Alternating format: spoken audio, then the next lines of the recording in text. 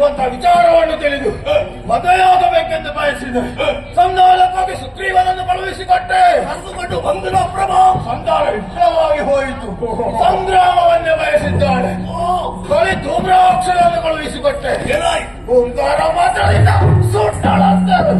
ಧೂಮ್ರಾಕ್ಷಸತ್ವ ಹೋದರೆ ಆಮೇಲೆ ಗಂಡುಗಳಿಗಲಾದ ಚಂಡಮುಂಡರನ್ನೇ ಕಳುಹಿಸಿಕೊಟ್ಟೆ. ಚಂಡಿಕೆ ಆಟವರ ಶಿರವನ್ನೇ ಚಂಡ ಮಾಡಿಬಿಟ್ಟರು. ಚಂಡಮುಂಡರು ಈ ಕಾಲಕ್ಕೆ ಅಳಿದು ಹೋದರೆ ಪ್ರಭು. ಹೌದು. ಆಮೇಲೆ ಈಗ ಅವಳನ್ನು ಎಳೆದುಕೊಂಡು ಬರಬೇಕೆಂದು ಇದೋ ಮಳೆಗತವೇ ಹೊರಟಿದ್ದೇನೆ. ನರುಗೇಶ ತನುಜೇಶ ಅವಕಾಶ ಬೇಕು, ಅವಕಾಶ ಬೇಕು. ಕೇಳೋಣ. ನಾವೆಲ್ಲ ಈಶ್ವರ ದೇವರ ಭಕ್ತರು ಇರುವುದು ಸರಿಯೇ. ಕೊನೆಯದಾಗಿ ನಿನ್ನ ಅಭಿಪ್ರಾಯವೇನೆಂದು ಹೇಳಿ. ಬೇಡ ಪ್ರಭು, ಅವಳು ಸರ್ವೇಶ್ವರಿ, ಅವಳೇ ಜಗನ್ಮಾತೆ. ಆ ತಾಯಿಯನ್ನು ಮೋಹದ ಕಣ್ಣಿನಿಂದ ಕಾಣುವುದು ಸರಿಯಲ್ಲ. ಅವಳೆಡೆಗೆ ಸಾಗೋಣ, ಭಕ್ತಿಯಿಂದ ಪ್ರಾರ್ಥಿಸೋಣ, ಅವಳ ಅನುಗ್ರಹಕ್ಕೆ ಪಾತ್ರರಾಗೋಣ. ಕೈ ಹಿಡಿದಲ್ಲ ಚಲನಕ್ಕೆ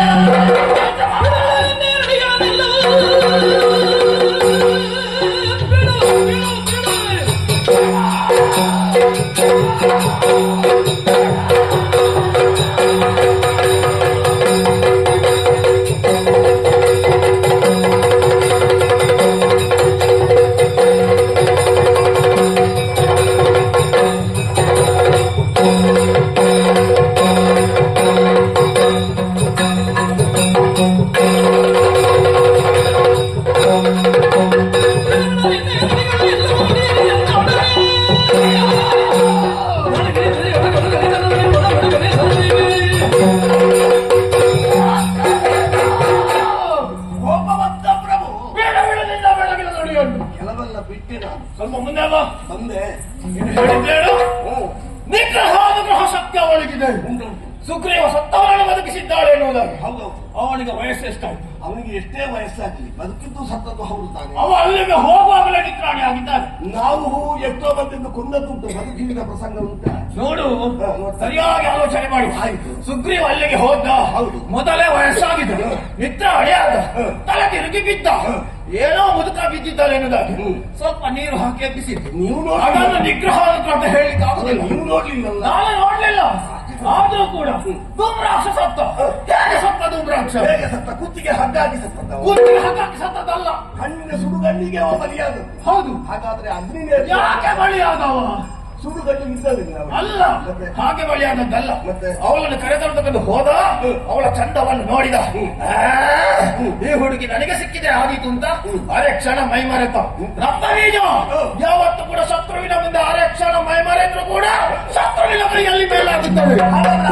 ನೀವು ಕಳಿಸಿದ್ದು ತಪ್ಪು ಅಂತಾಗುದಿಲ್ಲ. ಯಾರು? ಯಾಕೆ ಮೈ ಮನೆಯವರು ಮೈ ಮರೆಯುವಂತ ಹಾಗಾದ್ರೆ ಅವನಿಗೆ ಅಲ್ಲಿ ಎತ್ತದ್ದು ಕರ್ತವ್ಯ ನಿಷ್ಠೆ ಇದ್ದವ ತಪ್ಪಿತಾರೆ ಅಂತಲೇ ಅರ್ಥ. ಅದಕ್ಕೆ ನಾನೇನು ಮಾಡುವುದಕ್ಕಾಗುವುದಿಲ್ಲ.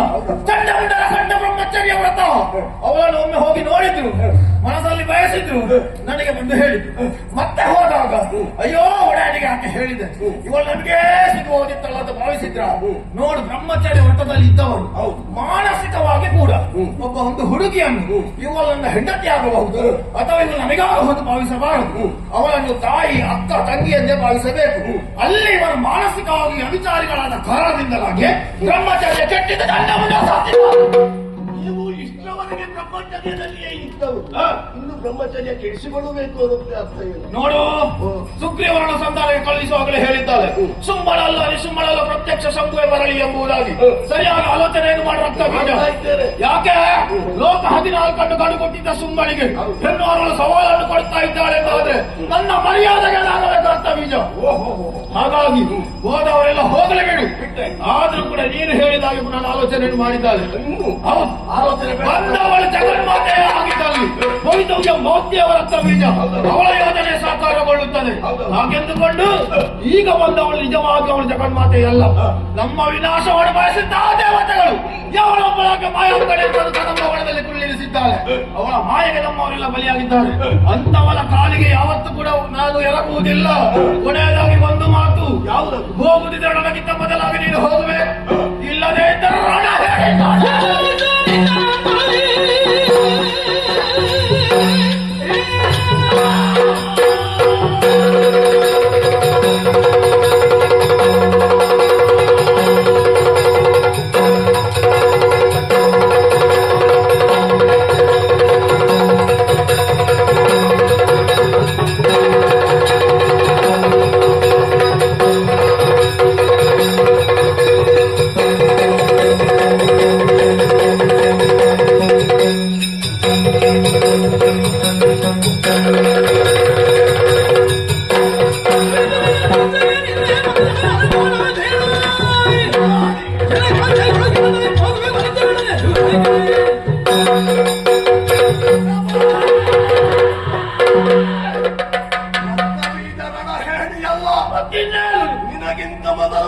ಹಾರುತ್ತೇನೆ. ಮಂದಸ್ಮಿತನಾಗಿ ಬಣ್ಣ ಬಟ್ಟಲಲ್ಲಿ ರಣವೀರ್ಯವನ್ನು ಕೊಟ್ಟು ನೋಡಿ ವಿವಾಹ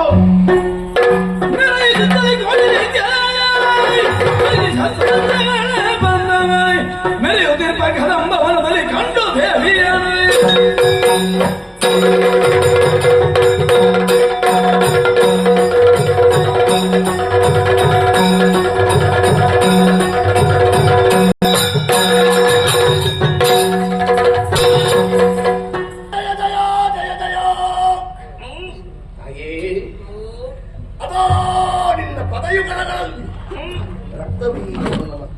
ಆಗಲಿ ಸರ್ವ ಮಂತ್ರಾತ್ಮಿಕೆ ಸರ್ವ ಲೋಕಾತ್ಮಿಕೆ ಸರ್ವ ಯೋಗಾತ್ಮಿಕೆ ಸರ್ವ ಸರ್ವಾತ್ಮಿಕೆ ಸರ್ವ ಮಂತ್ರಾತ್ಮಿಕೆ ಎಲ್ಲವೂ ನೀನೇ ತಾಯಿ.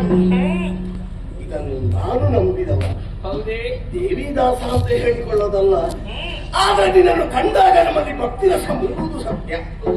ಅಮ್ಮ, ನಾನು ಸುನಿತಾ ಪಟ್ಟಣದಲ್ಲಿ ಇದ್ದುಕೊಂಡು ನಮ್ಮ ಶುಂಭನ ಅಮಾತ್ಯರಾಗಿ ಕಾರ್ಯ ನಿರ್ವಹಿಸ್ತಾ ಇದ್ದೇನೆ. ಒಳ್ಳೆಯದು. ಆದ್ರೆ ಈ ಹೊತ್ತಿಗೆ ನಿನ್ನ ಸಾನ್ನಿಧ್ಯವನ್ನು ಸೇರ್ತೇನೆ ಎಂದಾದ್ರೆ ಒಂದೇ ಒಂದು ಕಾರಣ ತಾಯಿ. ಏನದು? ನೀನು ಕದಂಬ ಕಾಂತಾರದಲ್ಲಿ ಇದ್ದಿ, ನಿನ್ನ ರೂಪ ಲಾವಣ್ಯವನ್ನೆಲ್ಲ ಚಂಡ ಮುಂಡರು ನೋಡಿದ್ರು, ಶುಂಭನೊಡೆಯಲ್ಲಿ ಹೇಳಿದ್ರು, ಅವನಿಗೆ ಆಸೆ ಚಿಗುರಿತು, ಸುಗ್ರೀವನನ್ನು ಕಳುಹಿಸಿದ. ನೀನು ಸುಗ್ರೀವನಲ್ಲಿ ಹೇಳಿದ್ಯಂತೆ. ಹೌದು, ಶುಂಭನಾಗಲಿ ನಿಶುಂಭನಾಗಲಿ ಆರಾಧ್ಯ ದೇವತೆ ಅಂತ ಶಂಭುವೇ ಬಂದರೂ ಯುದ್ಧವಲ್ಲದೆ ವರಿಸಲಾದ. ಮದುವೆಯಾಗುವುದಿದ್ರೆ ಈ ನನ್ನನ್ನು ಗೆದ್ದು ಮದುವೆಯಾಗಿದೆ ನಿನ್ನ ಮನಸ್ಸು. ಈಗಾಗಲೇ ನಾವು ಬೇಕಾದಷ್ಟು ಅದರ ಬಗ್ಗೆ ಆಸಕ್ತಿಯನ್ನು ಹೊಂದಿ ಅದರ ಪರಿಣಾಮವನ್ನು ಕಂಡವರಿದ್ದೇವೆ. ಹೌದೇ? ಬೇಡ ತಾಯಿ, ಯಾವುದು ಬೇಡ? ಏನಿದ್ರು ಕಾಳಗ ನೋಡಿ ನೋಡಿ ನಾವೆಲ್ಲ ಉಳಿಬೇಕು. ನಾವು ಕಲ್ಯಾಣವನ್ನು ಬಯಸ್ತಾ ಇದ್ದೇವೆ. ನಾನು ಅದೇ ನಿರೀಕ್ಷೆಯಲ್ಲಿ ಇರುವುದು, ಕಲ್ಯಾಣ ಆಗಬೇಕು ಅಂತ. ಹಾಗಾದ್ರೆ ಒಂದು ಮನಸ್ಸು ಮಾಡಿದ್ರೆ ಹೇಗಿದ್ರು ನಾನು ತಪ್ಪುತ್ತೇನೆ. ಹೊನ್ನ ಅಂದನ ಸಾರುರಾಗದಲ್ಲಿ ನೀನು ಬರಬೇಕು. ಹೊನ್ನ ಅಂದನದಲ್ಲಿ ಕುಳಿತು ರಕ್ತ ಬೀಜನ ಭುಜಗಡ್ಡೆಯಲ್ಲಿದ್ದುಕೊಂಡು ಸೋಡಿತಾ ಪಟ್ಟಣಕ್ಕೆ ಸಂತೋಷದಿಂದ ಕರೆದೊಯ್ಯುತ್ತೇನೆ. ನಿನ್ನ ಪಾದ ಸ್ಪರ್ಶದ ಮೂಲಕವಾಗಿ ದೈತ್ಯನ ಗುಣದಲ್ಲಿ ಬದಲಾಗಲಿ, ಹೊಸ ಬದುಕನ್ನು ಕಾಣಲಿ, ಹೊಸ ಅಧ್ಯಾಯವೊಂದನ್ನು ತೆರೆಯಲಿ. ಆ ಸೌಭಾಗ್ಯವನ್ನು ಕರುಣಿಸುವಲ್ಲಿ ಶುಂಭನನ್ನು ಭರಿಸ್ತೇನೆ ತಾಯಿ. ಮಗನೇ ರಕ್ತಬೀಜ, ನಿನ್ನ ಮಾತು ಕೇಳುವಾಗ ನಗು ಬರುತ್ತಾ ಇದೆ. ಏನಮ್ಮ ಹಾಸ್ಯ ಆಯ್ತಾ ಈಗ? ಅಲ್ಲವೇ ಅಲ್ಲ, ಮತ್ತೆ ನೀನೊಬ್ಬ ತಿಳಿದವ. ಆದ್ರೆ ಯಾರು ತಿಳಿದುಕೊಳ್ಳಬೇಕಿತ್ತು ಅವರು ತಿಳಿದುಕೊಳ್ಳಲೇ ಇಲ್ಲ. ಯಾರಿಗೆ ಹೇಳಿದ ಬದಲೆಯ ನಿನ್ನೊಡೆ ಇರುವಂತ ಶುಂಭನಿಗೆ. ಅಲ್ಲದೆ ಹೋದ್ರೆ ಜಗದ ಒಡತೆಯ ಅಂತ ಸರ್ವಾತ್ಮಕೆಯ ಅಂತ ನನಗೆ ಕದಂಬಾವನದಲ್ಲಿರುವುದಕ್ಕೆ ಚಿನ್ನದ ಉಯ್ಯಾಲೆ ಬೇಕೇನೋ? ಅಗತ್ಯ ಇಲ್ಲ. ಇದೇನು ವಿಜೃಂಭಣೆಗೆ ಬೇಕಾಗಿದ್ದದ್ದೇ? ಆಡಂಬರ ಅತಿರೇಕ ಇದನ್ನು ನಿಮಗೆ ತಾಯಿ. ಹಾಗೆಂದು ಇದನ್ನೇ ನಾನು ಬಡಿಸಿಕೊಳ್ಳುವಂತ ಉದ್ದೇಶ ಏನು ಬಂದೆಯ? ನಮ್ಮಲ್ಲಿ ಉಂಟು.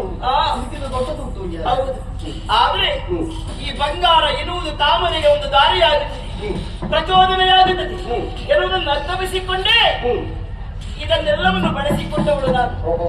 ಇಲ್ಲದೆ ಹೋದ್ರೆ ನಿಮ್ಮಂತವರನ್ನು ಕೊಂದು ಕಳೆಯಬೇಕು ಅಂತಾದ್ರೆ ಕೇವಲ ಕ್ಷಣ ಮಾತ್ರ ಇದನ್ನು ಸುಟ್ಟು ಬೂದಿ ಮಾಡಬಲ್ಲೆ ನಾನು. ಹೌದು, ಆದ್ರೆ ನಿಮ್ಮಲ್ಲಿ ಎಂತೆಂಥವರು ಇದ್ದಾರೆ ಎನ್ನುವುದನ್ನು ಎಲ್ಲರ ಕಣ್ಮುಂಬಕ್ಕೆ ಎಳೆದು ತರಬೇಕಿರುವುದಾಗಿ ಪ್ರಯತ್ನವನ್ನು ಪಟ್ಟವಳು ನಾನು. ಕೆಲವರೆಲ್ಲ ತೆರೆಯ ಮನೆಯಲ್ಲಿಯೇ ಬಾಕಿ ಆಯ್ತು, ಕೆಲವರೆಲ್ಲ ಕತ್ತಲೆಯಲ್ಲಿ ಆಯ್ತು. ನಾವು ಸ್ವಲ್ಪ ಬೆಳಕಿಗೆ ಬಂದೇವಷ್ಟೇ. ಇಷ್ಟರವರೆಗೆ ಬಂದವರಲ್ಲಿ ಕೆಲವೊಂದು ಹೀಗಲ್ಲ, ಹಿಡಿ ಬಡಿ ಕಡಿ ಇರುವುದಾಗಿ ಮುಂದೆ ಬಂದವರು. ಸುಗ್ರೀವನಲ್ಲಿ ಹಾಗೂ ನಿನ್ನಲ್ಲಿ ನಾನು ಭಕ್ತಿಯನ್ನು ಕಂಡಿದ್ದೇನೆ.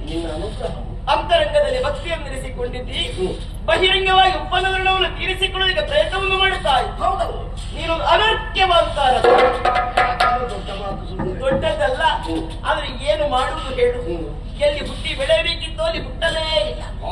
ಅಡವಿಯ ಮಧ್ಯದಲ್ಲಿ ಹುಟ್ಟಿ ಬೆಳೆಯಬೇಕಿದ್ದಂತಹ ಕಾಸರಕದ ಗಿಡವೊಂದನ್ನು ಕಿತ್ತು ತಂದು ಮನೆಯಂಗಳವನ್ನು ನೆಟ್ಟು ಅದಕ್ಕೊಂದು ಬೆಲ್ಲದ ಕಟ್ಟೆಯನ್ನು ಕಟ್ಟಿ ಸಿಹಿ ಏರಿನ ದಾರೆಯನ್ನು ಎರೆದರೂ ಕೂಡ ಕಹಿ ಗುಣ ಬಿಟ್ಟು ಹೋಗುತ್ತದೆ ಏನೋ. ಅದು ಹೇಗೆ ಶಾಂತಿ ಗುಣ ಬಿಟ್ಟು ಹೋಗ್ತದೆ? ಹಾಗೆಯೇ ಆಯ್ತು ನಿನ್ನ ಸ್ವಭಾವ. ರೂಢಿಯಲ್ಲೊಂದು ಮಾತುರಿಯಪ್ಪ, ಯಾವುದಮ್ಮ ಕೆಟ್ಟ ಗಿಡವನ್ನಾದ್ರೂ ನೆಟ್ಟ ಕೈಯಲ್ಲಿ ಕೀಳಕೂಡದಿರುವುದಾಗಿ ನಿನ್ನೊಡೆ ಶುಂಭ ಮಾಡಿದ್ದಾದ್ರೂ ಏನು? ಹರಿಹಂಚಾಗಿ ಹೋದಂತಹ ದಾನವ ರಾತಗಳೆಲ್ಲವನ್ನು ಒಂದಾಗಿಸಿ ಆಳಿದ ಬಾಳಿದ ಕಟ್ಟಿದ ಬೆಳೆಸಿದ ಹೌದು. ಕಟ್ಟಿ ಬೆಳೆಸಿದ ಕೈಯಲ್ಲಿ ಕುಟ್ಟಿ ಬೆಳೆಸಲಿಕ್ಕೆ ಮುಂದಾಗುತ್ತಾ ಇದ್ದಾರೆ. ಇನ್ನು ತಿಳಿದುಕೊಳ್ಳುವಂತ ಯೋಗ್ಯ ತಿಳಿದಿಲ್ಲ. ಒಟ್ಟ ಮಾತನ್ನು ಮರೆಯುತ್ತಾರೆ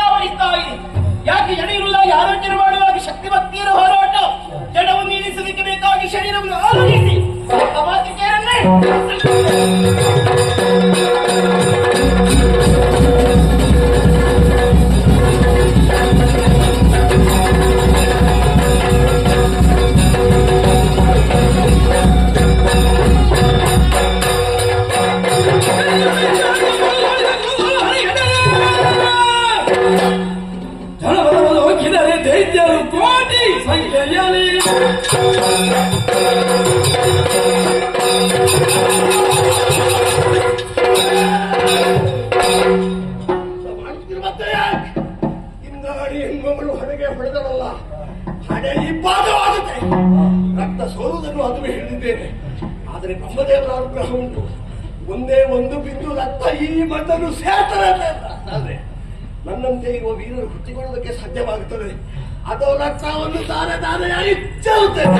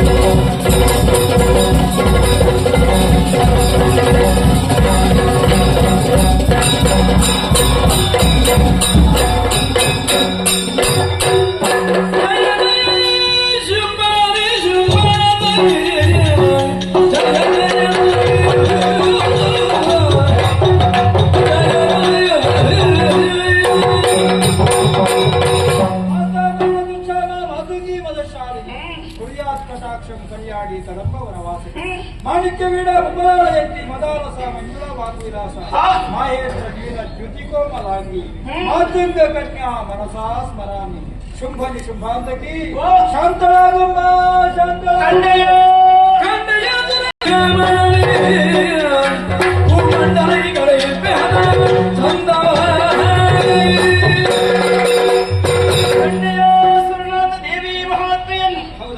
ನಿಮಗೆಲ್ಲರಿಗೂ ಬಾಧೆಯನ್ನು ಕೊಟ್ಟಂತ ಶುಭಾನಿ ಶುಭರು ಚಂಡಮುಂಡರು ಧೂಮ್ರಾಕ್ಷ ರಕ್ತವಿಜಾಸ್ ಇವರ ರುಂಡವನ್ನು ಕಡಿದ ಕೆಟ್ಟಾಟವನ್ನು ಆಡಿದ್ದೇನೆ. ಮೊದಲೇ ನಾಕಾಲಿ ನನ್ನ ಕೈ ಬೀಸಿ ಕರೆಯುತ್ತಾರೆ. ಹೋಗ ಬಗ್ಗೆ ನಾಟವನ್ನಾಳು ಅಮ್ಮ. ಈ ದಿವ್ಯ ರೂಪ ದರ್ಶನ ಮತ್ತೆ ಯಾವಾಗ ತಾಯಿ? ಮಗನೇ, ಈ ರೂಪವನ್ನು ನೋಡುತ್ತಲಿರಬೇಕೆಂಬ ಆಕಾಂಕ್ಷ ನಿಮಗೆಲ್ಲರಿಗೂ ಉಂಟುಂಟಾದೆ. ಒಂದೊಮ್ಮೆಗೆ ಕಾಣಸಿಗುತ್ತೆ. ದ್ವಾಪರ ಯುಗದಲ್ಲಿ ಭೂಭಾರವನ್ನು ಎಣಿಸುವುದಕ್ಕೆ ಬೇಕಾಗಿ ವಸುದೇವ ದೇವಕರಿಗೆ ಶ್ರೀಹರಿಯ ಮಗನಾಗಿ ಹುಟ್ಟುವುದಕ್ಕಿದ್ದಾರೆ. ಹರಿಗೆ ಅನುಜಯಾಗಿ ಮಾಯೆ ಇರುವಂತಹ ಶುಭನಾಮದೇವುಳ್ಳವಳಾಗಿ ಅಂಬರ ಪಾರ್ವತಿಯನ್ನು ಕಣ್ಣಾರೆ ನೋಡಿ ಬಂದರು. ದೇವಿ ಭಗವತಿ, ದೇ ಎಂದ್ರೆ ದೇಹ ಶುದ್ಧಿ, ವಿ ಎಂದ್ರೆ ವಿದ್ಯಾರ್ಜನೆ, ಮಾ ಎಂದರೆ ಮಹಾಲಕ್ಷ್ಮಿ ಅನುಗ್ರಹ, ಹಾ ಎಂದರೆ ಹರಿಹರ ಮನೋ ಪ್ರಾಪ್ತಿಯಾಗ್ತದೆ. ಹೋಗ ಬಗ್ಗೆ ನಾಲ್ಕು ಬಂದಾಳು ಅದೃಶ್ಯ ಆಗುತ್ತೆ.